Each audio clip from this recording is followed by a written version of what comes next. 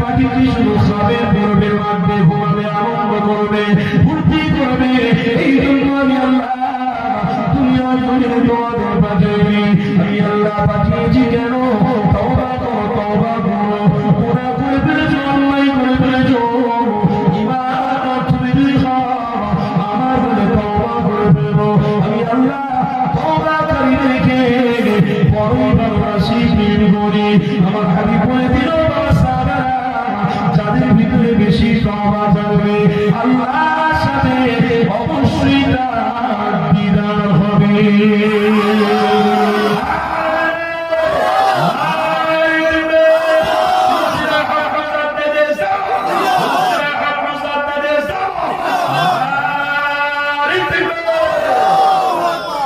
কি গো বাবা, সুস্থ অবস্থায় আল্লাহ সুযোগ দিয়েছে তওবা করা।